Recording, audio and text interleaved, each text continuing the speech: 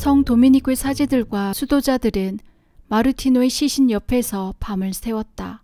차가운 새벽녘이 찾아오면서 마르티노 수사가 하느님 계신 곳으로 가셨다는 소식이 집에서 집으로 전해지자 리마신의 저녁은 도미니크의 성당으로 가는 사람들로 가득했다. 현관은 아직 열려있지 않았다. 시프리안 신부는 마르티노의 시신이 놓여있는 방 복도를 왔다 갔다 하면서 밖에 있는 많은 군중들이 웅성거린 소리에 귀를 기울였다. 그는 밤을 새웠기 때문에 창백한 얼굴을 하고 있었다. 마르티노 수사, 자네가 가버린 지금 우리들은 이제 어떻게 해야 하나. 그는 차가워진 생명 없는 친구의 시신 옆에서 기도하기 위하여 몇백 번이고 무릎을 꿇었다. 그러나 이 몇 시간 동안 목에 매어 아무 말도 할 수 없었다. 그가 제일 좋아했던 이 수사가 영원히 떠나버리고 말았다는 것은 마치 무서운 꿈이라도 꾸는 것 같았다. 날카로운 칼에 찔린 것과도 같은 슬픔이 가슴 아프게 치밀어 올라 어떤 말도 할 수 없었다. 그는 울면서 마르티노, 왜 이렇게 차갑게 굳어져서 누워만 있는 거야. 자네가 진짜로 천국에 가 있다고 우리들에게 알려주기 위하여 무언가 신비스러운 일을 일으켜 주어야지. 왜 아무것도 안 하는가? 그것이 우리들의 마음을 북돋아주고 믿음을 강하게 해주는 거란 말일세. 그렇게 말하고 손을 뻗어서 마르티노의 몸에 올려놓았다. 핏기 하나 없는 그의 팔은 얼음장처럼 차갑고 십자가를 쥐었던 손은 굳어 있었다. 나는 기적을 원하고 있어, 마르티노 수사. 그리고 다른 이들도 모두 그것을 바라고 있을 거야. 다른 죽은 이들과 마찬가지로 이런 곳에서 잠들어 있지 말고 우리를 위해 무언가 해주지 않을 텐가. 시프리안 신부는 계속해서 하소연했다. 보고 있던 사람들은 마음속으로 측은하게 생각했다. 그렇게까지 그는 마르티노의 죽음에 마음을 빼앗기고 있는 것이었다. 그럴 수밖에. 두 사람은 언제나 가장 가까운 친구였다. 시프리안 신부는 머리가 둔하고 풍채도 보잘것없는 수련자에 불과했는데 마르티노의 기도 덕분에 이렇듯 머리가 뛰어나고 당당한 사제가 될 수 있었던 것이다. 아마도 무언가 일어날 거야. 이렇게 사람들은 생각했다. 기다리면 마르티노는 한 가지가 아니라 두 가지, 세 가지 기적을 행할 것이다. 10분이 지났다. 시프리안 신부는 여전히 친구의 시신 곁에서 무릎을 꿇고 있었다. 성당 입구에 몰려드는 많은 군중들의 웅성거림은 전보다 커져가고 있었다. 밖에서 기다리게 하는 불평이 점점 커져가고 있는 것이다. 시프리안 신부는 정신을 집중하여 다시 한번 그 친구를 바라보았다. 흔들리는 촛불에 비추어진 마르티노 수사의 얼굴이 전보다 생기가 도는 듯이 보였다. 아니, 그것은 생기가 확실했다. 신부는 다시 한번 그 친구를 만지기 위해 손을 뻗었다. 동시에 너무 기쁜 나머지 가슴이 마구 뛰었다. 그의 몸은 확실히 따뜻했다. 손가락도 더 이상 굳어있지 않았다. 오, 마르티노!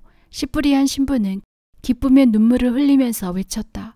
역시 자네는 해주었군. 자네는 지금 하느님 곁에 계신 걸세. 주님께서 그 사실을 전 세계에 알리기 원하신다는 표시를 지금 보여주시는 거야. 밤새도록 성 도미니크에 넘쳐 흘렀던 슬픔은 갑자기 기쁨으로 변했다. 현관이 활짝 열리자 지금까지 학수고대하던 시민들은 방금 일어난 신비로움을 자기 눈으로 보아야겠다고 몰려들었다. 사랑하는 벗을 한 번이라도 더 보겠다고 남자들과 여자들과 아이들까지도 끝없이 밀려왔다. 어떤 사람들은 그의 성스러운 몸을 만져보려고 묵주와 메달을 가지고 왔다. 또 어떤 사람은 그 검고 흰 수도복을 몰래 자르기 위하여 가위를 들고 왔다. 수위로 마르티노가 입고 있던 새 수도복은 눈 깜짝할 사이에 너덜너덜하게 되었다. 이 사람 저 사람 모두가 유물을 원했기 때문에 계속해서 새 수위를 가져와서 마르티노의 몸 위에 얹어두지 않으면 안 되었다. 계속 이렇게 할 수는 없소. 새 수위를 입히는 족족 한쪽 끝에서부터 자꾸 찰나가 버리니 한도 끝도 없지 않나 하고 수도원장은 말했다. 그러나 그것은 마르티노 수사님이 성일이라는 것을 모두 알고 있기 때문입니다. 그를 기억하기 위하여 또한 미래의 병이 걸렸을 때를 대비하여 사람들은 유물을 원하고 있는 것입니다. 아, 원장님, 어떻게 이들을 책망할 수 있겠습니까? 결국은 살아있는 사람의 몸과도 같이 따뜻하고 부드러운 마르티노의 몸을 보기 위해 끊임없이 사람들이 찾아오기 때문에 장례식은 다음날 아침까지 연기되었다. 그런데 장례식이 연기된 것을 남몰래 하느님께 감사드리는 부인이 리마에 있었다. 스페인 귀족 카타리나 곤잘레스 부인이었다. 그녀는 20년 동안 한쪽 발을 쓸 수 없어 고통스러운 세월을 보내고 있었다. 내가 성 도미니코 성당에 들어가 그분의 몸을 만지기만 한다면 고쳐주실 거야.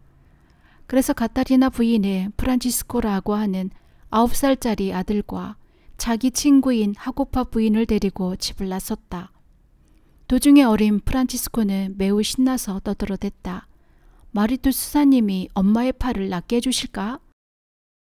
정말로 엄마를 건강하게 해주는 거야? 소녀는 계속해서 물어보았지만 카타리나 부인은 사실 확실한 믿음이 없었다. 한편으론 자기를 도와주실 것이라고 믿었지만 다른 한편으로는 과연 그렇게 해주실까 하는 의심도 들었다. 단지 그가 기적의 대부분을 가난한 사람들을 위해서 했기 때문에 귀족이며 부자인 자신의 일도 걱정해 줄까 하는 우려가 앞섰지만 그래도 그녀는 체념하지 않고 어린 아들의 손을 잡고 조금 떨리는 목소리로 말했다. 우리는 마르티노 수사님의 관대한 마음을 믿으려고 최선을 다해야 한단다. 어렵더라도 믿도록 노력하자, 프란치스코. 카타리나 부인 일행이 성 도미니코에 도착했을 때 그리고 주변에는 백합 향기가 감돌고 있었다. 그들은 군중에 섞여 성당 안으로 들어가고 있었는데 그동안도 계속해서 꽃향기와 같은 신비스러운 향기가 풍기고 있었다. 이것은 도대체 무슨 향기일까? 카타리나 부인은 옆에 있는 노부인을 돌아보았다. 지금까지 이런 향기를 맡아본 적이 없었어요. 하코바 부인이 말했다. 아주 좋은 향기인데. 어린 프란치스코도 코를 실룩거리며 말했다. 나이든 부인은 카타리나 부인과 하코바 부인을 바라보았다. 그녀는 초라한 누더기 옷을 입고 있었는데 카타리나와 하코바의 옷차림은 호화스러웠다. 그러나 그들을 성 도미니코로 인도한 것은 같은 마음이었다. 그들은 제각기 마르티노가 묻히기 전에 한 번이라도 보고 그의 앞에서 기도를 부탁하고 싶었기 때문이었다. 사람들은 이 향기를 천국으로부터의 표지라고 말하고 있어요.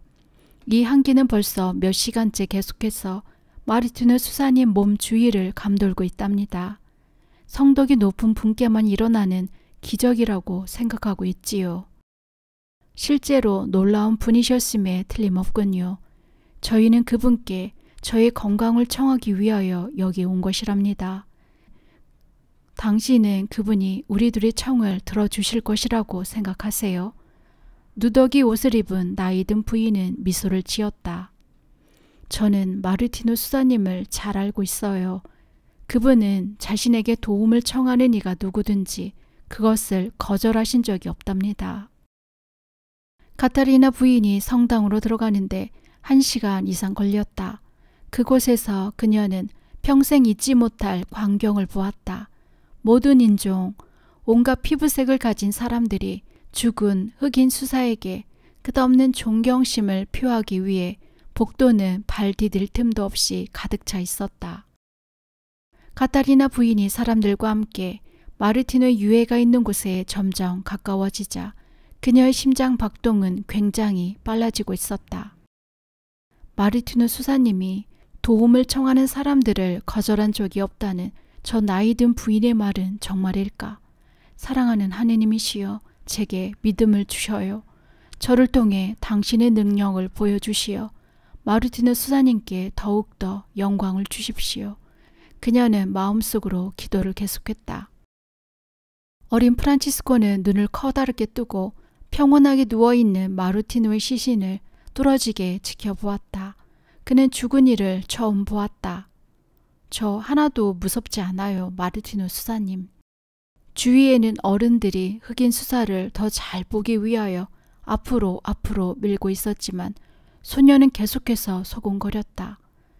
전혀 무섭지 않아요. 당신이 엄마의 팔을 낫게 해주실 텐데요. 그제야 카타리나 부인이 마르티노 시신 옆에서 잠시 무릎을 꿇을 수 있는 순서가 되었다. 프란치스코와 하코바 부인 역시도 무릎을 꿇었다. 세 사람 모두 마르티노의 손에 입을 맞추었다. 그리고 무덤으로 가기 전에 한 가지 더 기적을 보여주시기를 청했다. 그 와중에 하코바 부인이 소곤거렸다. 당신은 어찌하여 그의 손을 잡고 자기 팔에 어루만지지 않습니까? 자, 내가 당신 소매를 올려줄게요. 언제까지나 이곳에 머무를 순 없잖아요. 자, 지금부터 마음을 다해 기도를 바치도록 해요. 카테리나 부인은 들은 대로 마르티노의 따뜻한 검은 손을 자기 양손으로 잡고 무릎을 꿇었다. 그 손이야말로 자주 환자들을 축복하고 굶주린 이들에게 먹을 것을 나누어 주던 손이었다. 그런 다음 그녀는 일어섰다. 자, 이제 복도로 나가요.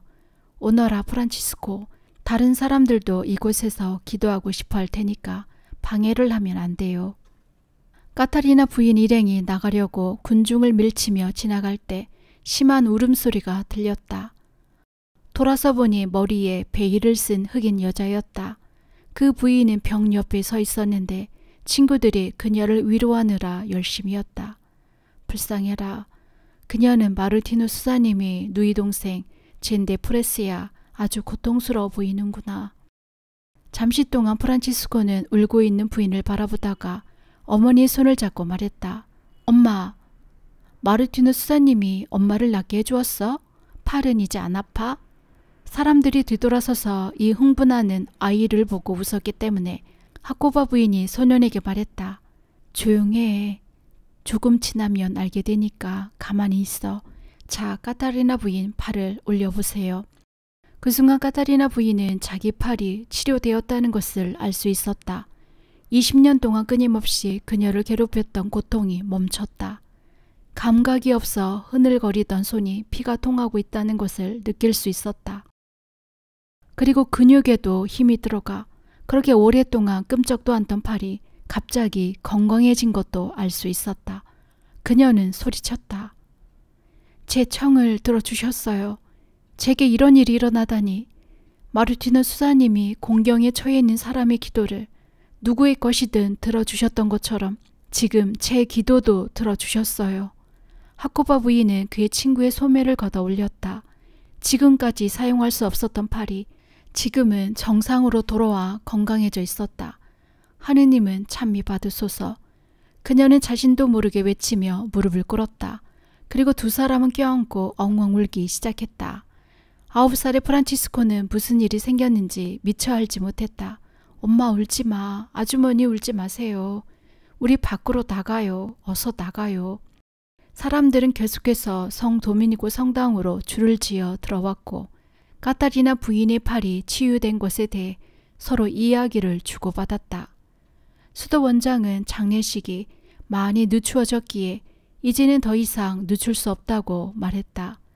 마르티노의 유해를 수도원 지하 공동묘지로 옮기라고 4명의 수도자들에게 명했다. 그 묘지는 성 도미니크의 수도원의 사제들을 위해 특별히 마련된 곳이었다.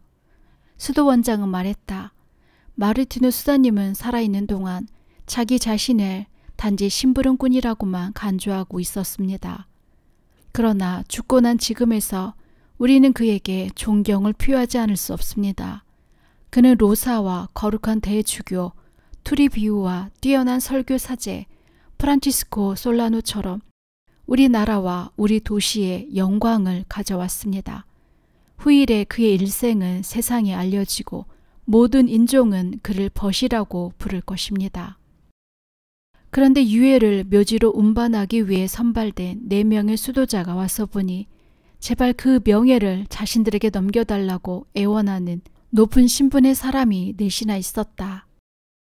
마르티노를 자기 나라로 데리고 가고 싶어 했던 멕시코의 대주교, 총독 돈 루이스, 대주커의 주교 후보자로서 성덕이 높다고 추앙받는 돈 베드로 데 오르테가와 왕립 재판소의 판사 돈 후안 데 빼냐휘엘이었다. 이름도 알려지지 않는 흑인 수사의 장례식에 이렇듯 높은 지위의 관료들이 자진해서 관을 짊어지겠다고 나서는 것에 어느 누구라도 놀라움을 금할 수 없었다. 수도원장이 놀라서 말했다. 각하께서 그리고 대주교님께서 마르티노의 수사의 유예를 옮기실 필요는 없습니다. 이미 4명의 수도자가 준비하고 있습니다. 원장님, 이런 기회에는 일생에 단 한 번밖에 오지 않을 것입니다. 우리는 성덕이 높은 마르티노의 수사님을 위해서 이렇게 작은 봉사라도 할 수 있는 것을 하나의 명예라고 생각하고 있습니다. 수도원장은 결국 승낙하고 말았다. 장례식 행렬은 조용하게 움직이기 시작했다. 그날은 1639년 11월 5일이었다. 수도원장은 장례 행렬에 참가하며 다음과 같이 생각했다. 마르티노 수사는 언제나 사람들의 마음속에 살아있을 거야. 그의 몸은 잠시 후에 묘장에 안장되겠지만 그의 영혼은 영원히 천국에 살아있을 것이다. 총명하고 애정 있는 훌륭한 영혼은 몇 세기에 걸쳐서 도움을 요청하는 사람들을 절대로 물리치지 않을 것이다. 관을 짊어진 4사람은 경건한 마음으로 조심스럽게 마르티노 수사의 유해를 성당 밖으로 운구했다. 수도원의 문이 열렸을 때 군중은 저 성덕이 높은 벗에게 최후의 이별을 고하기 위하여 밀려들었다. 평소에는 여성들이 수도원 안으로 들어오는 것이 금지되었지만 오늘은 그 금지 지역도 지킬 수 없었다. 행렬은 조용히 마르티노 수사가 사랑했던 꽃밭을 지나 수도원 안으로 들어갔다. 대성전까지 왔을 때 모두들 벽을 향해 눈을 돌렸는데 그곳에는 수도 없이 마르티노 수사와 이야기를 나누던 커다란 십자고상이 자리 잡고 있었다. 긴 세월 동안 밤마다 사람들이 잠자리에 든 시간에도 저 흑인 수사는 이 방에서 기도하고 있었다. 이곳에서 하느님의 힘은 상처 입은 그를 그리스도 옆까지 끌어올렸던 것이다. 이곳에서 그는 벗들의 탄식과 자신이 하고자 하는 일에 관하여 주님께 말씀드렸다. 그리고 지금 그는 아래 지하 묘지에 묻히려고 하는 중이다. 마르티노 수사님, 저희들을 잊지 마세요. 저희들도 천국에 갈 수 있도록 도와주십시오. 한 부인이 흐느껴 울었다. 성 도미니코의 종탑에서 쓸쓸한 장례식의 분위기를 고조시키는 종소리가 울려 퍼졌다. 리마시 전체는 슬픔으로 가라앉았다. 그렇지만 이 성 도미니코 성당에 모여든 군중의 마음에는 마르티노와의 마지막 작별을 아쉬워하면서도 우리는 한 사람의 위대한 성인을 알고 있다는 즐거운 속삭임이 가슴 저 깊은 곳에서 용솟음 치고 있었다. 1962년 5월 6일 교황 요한 23세는 마르티노의 시성식에서 다음과 같이 말했다. 그는 다른 사람들의 죄를 위해 용서를 빌었습니다. 그리고 자기 자신의 죄에 대해서는 마땅히 훨씬 더 엄벌을 받아야 한다고 생각하고 가장 쓰라린 모욕까지도 용서해 주었습니다. 많은 사람들이 그를 영적 지도자로 여겼지만 그는 자기 자신을 언제나 불쌍한 노예라고 불렀습니다. 그는 자신의 모든 힘으로 죄인을 속량하려고 애썼습니다. 그는 사랑으로 병자들을 위로했습니다. 그는 가난한 사람들에게 음식과 옷과 의약품을 마련해 주었습니다. 그는 자신이 할 수 있는 최선을 다해서 농장의 노동자들과 흑인들, 그리고 그 당시 노예와 비슷하게 간주되던 혼혈아들을 도와주었습니다. 그래서 사람들에게 애덕의 마르티노라고 불렸습니다.